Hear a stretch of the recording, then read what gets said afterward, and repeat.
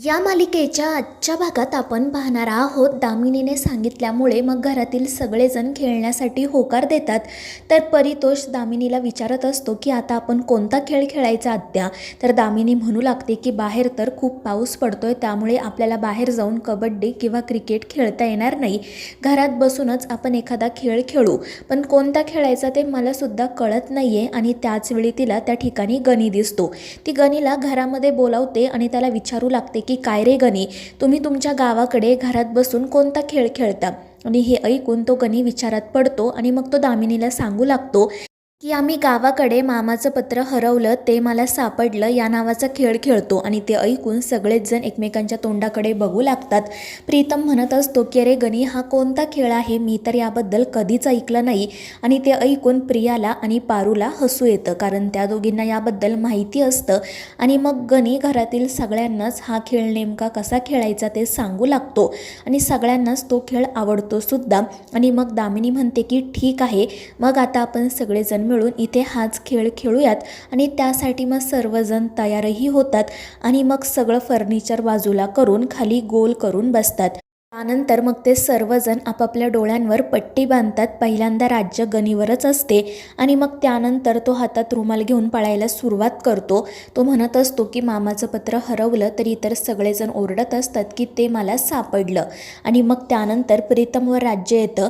प्रीतमही खेळ पुढे घेऊन जात असतो, पण मग त्यानंतर तो खेळायचं सोडून प्रियाच्या समोर जाऊन बसतो. तिच्या डोळ्यांवरची पट्टी काढतो आणि तिला म्हणू लागतो की हे मामाचं पत्र वगैरे जाऊ दे, माझं तुझ्यावरनं खूप प्रेम आहे. आणि हे ऐकून प्रियाला अजून खाली मान घालते, पण त्यांचा आवाज नेमकी दामिनी ऐकते आणि पटकन डोळ्यांवरची पट्टी काढत प्रीतमवर ओरडते. ती म्हणत असते की हे सगळं ना तुम्ही तुमच्या खोलीत जाऊन करायचं, इथे आपण खेळण्यासाठी जमलोय ना, मग गुपचूप खेळ बरं. आणि ते ऐकून सगळेच जण प्रीतमवर हसू लागतात. प्रीतम तर खूपच चिडतो आणि मग पुन्हा डोळ्यांवर पट्टी बांधून खेळायला सुरुवात करतो. आणि त्यावेळी ती दिशा मनाशी म्हणत असते, कधीपासून मी या क्षणाची वाट बघत होते. आज मी या पारूला या खेळामध्ये हरवणार आणि तिचं ते मंगळसूत्राचं सत्य सगळ्यांसमोर घेऊन येणार. पण मग त्यानंतर प्रीतम आदित्य जवळ जातो आणि त्याच्या डोळ्यांवरची पट्टी काढून त्याला हळूच सांगू लागतो की अरे दादा बघ, सगळ्यांच्या डोळ्यांवर पट्टी आहे, हीच संधी आहे पारूसोबत थोडासा वेळ घालवायची, जा आणि तिच्या जवळ जाऊन बस. आणि हे ऐकून आदित्य तर खूपच खुश होतो आणि मग तो सगळ्यांना सांगतो की आता माझ्यावर राज्य आलं आहे.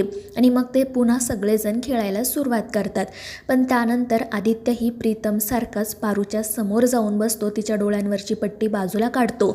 पण त्यावेळी तो फक्त खेळताना जे वाक्य म्हणायचं असतं तेच म्हणत असतो, त्यामुळे कोणालाही त्याच्यावर किंवा पारूवर संशय येत नाही. सगळेजण आपापले डोळ्यांवर पट्टी बांधून खेळत असतात. तर आदित्यला पाहून पारू खूपच खुश होते आणि मग आदित्य तिचा हात हातात घेतो आणि ते दोघेजण एकमेकांकडेच बघत बसतात. पण त्यावेळी ती दिशा तिच्या डोळ्यांवरची पट्टी काढते आणि आदित्य पारूला एकमेकांच्या जवळ पाहून तिला तर धक्काच बसतो. आणि मग ती मनाशी म्हणू लागते की हाच योग्य क्षण आहे, मी जे ठरवलं होतं ते मला आता करायलाच हवं. तर इकडे आदित्य पारूच्या जवळ जाण्याचा प्रयत्न करत असतो. ते दोघेजण एकमेकांमध्ये इतके हरवून गेलेले असतात की दिशा त्या ठिकाणी आली हेही त्यांच्या लक्षात येत नाही. आणि मग संधी साधून दिशा पटकन पारूच्या गळ्यातील मंगळसूत्र बाहेर काढते. आणि जेव्हा आदित्य ते मंगळसूत्र पाहतो तेव्हा त्याला तर मोठा धक्काच बसतो. तो पारूकडे एकटक पाहतच राहतो. पारूसुद्धा खूप घाबरलेली असते आणि मग ती पटकन ते मंगळसूत्र लपवते. तर आदित्यला आत्तापर्यंत घडलेला एक एक प्रसंग आठवायला सुरुवात होते.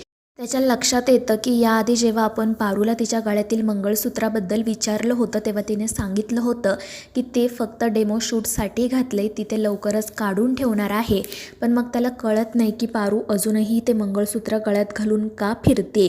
तर पारूसुद्धा घाबरूनच आदित्यकडे पाहत असते. आणि तितक्यात दिशा म्हणू लागते की चला चला पारू आऊट झाली, खेळ संपला, पण आता आपण ना काहीतरी खाऊयात, मला खूप भूक लागली. त्यामुळे मग सगळेच जण डोळ्यांवरची पट्टी काढतात.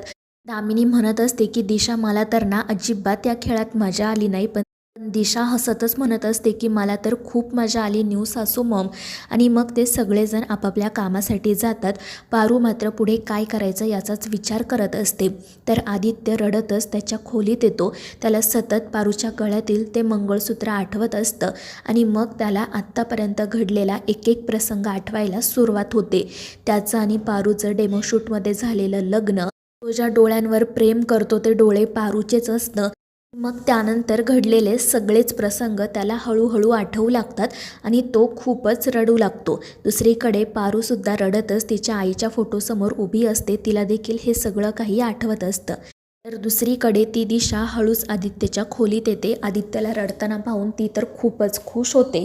पण मग त्यानंतर ती नाटक करत आदित्यच्या खांद्यावर हात ठेवते आणि त्याला म्हणू लागते की आदित्य, तू ठीक तर आहेस ना रे? मला तुझी खूप काळजी वाटत होती म्हणून मी तुझी विचारपूस करण्यासाठी इथे आले. आणि ते ऐकून आदित्य तिच्याकडे बघतच राहतो. तर दिशा नाटक करत गोड गोड बोलत आदित्यला म्हणू लागते की आदित्य, आज तुला पारूच्या गळ्यातील मंगळसूत्राचं जे सत्य समजलं आहे ना, ते मला खूप आधीपासूनच माहिती होतं आणि मला खरंच असं वाटत होतं की ते तुझ्यासमोर यायला हवं. आणि बघ ना, आज ते सत्य तुझ्यासमोर आलंसुद्धा. खरं तर त्यावेळी मी आरडाओरडा करून घरातल्यांना त्याबद्दल सांगूही शकले असते. पारूचं ते घाणेरडं सिक्रेट सगळ्यांसमोर आणूही शकले असते. पण मी तसं नाही केलं कारण माझ्यामध्ये ना आता खरंच खूप सुधारणा झाली आहे. जर मी आधीची दिशा असते ना तर खरंच पारूचं सत्य सगळ्यांसमोर आणलं असतं. पण मी तशी नाही आता, म्हणून मी पर्सनली तुझी विचारपूस करण्यासाठी इथे आली आहे. आणि हे ऐकून आदित्य तिच्याकडे बघतच राहतो. त्याच्या तोंडातून तर शब्दच निघत नसतो. आणि मग दिशा त्याला पारूबद्दल वाटेल ते सांगायला सुरुवात करते. ती म्हणत असते की आदित्य, तुम्ही सगळेच जण ना त्या पारूला ओळखण्यात चुकलात. अरे, त्या मुलीने इतकं भारी प्लॅनिंग केलं आहे ना, ज्याची तुम्ही कोणी कल्पनाही करू शकत नाही. म्हणजे बघ ना, तिने त्या डेमो शूटमधील लग्नाला खरं लग्न मानले आणि त्याच लग्नातील मंगळसूत्र घालून ती अजूनपर्यंत मिरवते. मला तर विश्वासच बसत नाही की असं कोण करतं. ती पारू ना एक नंबरची हुशार मुलगी आहे. तिने अगदी व्यवस्थित प्लॅनिंग करून सगळं काही केलं आहे. आणि तुझा तर तिने किती मोठा विश्वासघात केलाय. तुझ्यासोबत तर तिने प्रेमाचं फक्त नाटक केलं रे, दुसरं काही नाही. आणि दिशाचं हे असं सगळं बोलणं ऐकून आदित्य तर पूर्णपणे खचूनच जातो. आणि मग तोही या सगळ्यावर विश्वास ठेवायला सुरुवात करतो.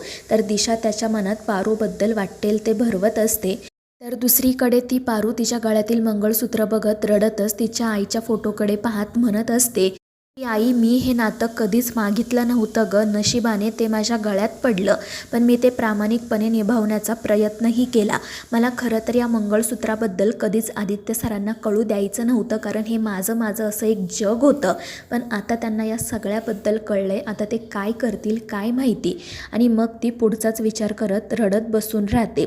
दुसरीकडे दिशा आदित्यला म्हणत असते की आदित्य, तुला असं वाटत होतं की पारू खूप साधी भोळी आहे, गावाकडून आलेली एक बेसिक मुलगी आहे. पण बघतोयस ना, त्याच मुलीने तुम्हा सगळ्या किर्लोस्करांना कसं मूर्खात काढले ते.